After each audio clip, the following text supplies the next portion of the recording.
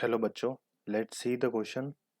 The question is, if a constant force is applied to a body moving with a constant acceleration, is the power of the force is constant? If not, how would force have to vary with speed for the power to be constant? So the key point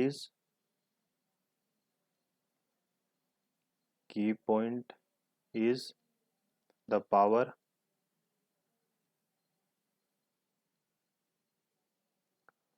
So we know that हमें पता है कि power का formula क्या होता है. Power is equal to force F into velocity. Force F into velocity.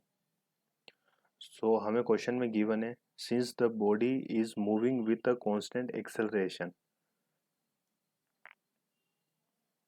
Body move with constant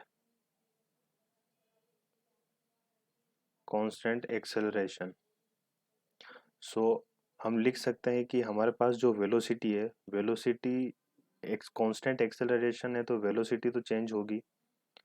so the velocity are changes. So हमारे पास जो पावर की वैल्यू होगी, पावर इज इक्वल टू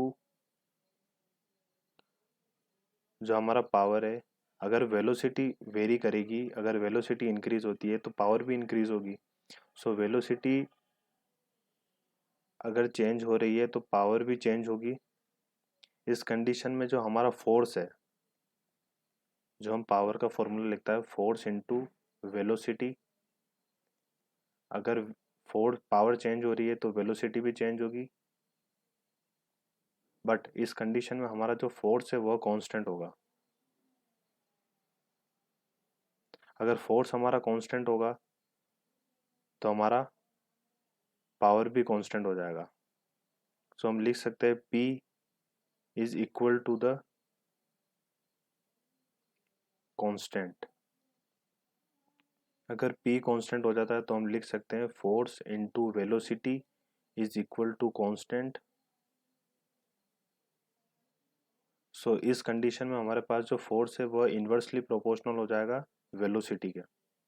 इस कंडीशन में हम अगर वेलोसिटी इंक्रीज कर रहे हैं तो हमारा फोर्स डिक्रीज होगा, और वेलोसिटी डिक्रीज कर रहे हैं तो हमारा फोर्स इंक्रीज हो जाएगा. बट कंडीशन ये है, हमारे पावर कांस्टेंट होनी चाहिए.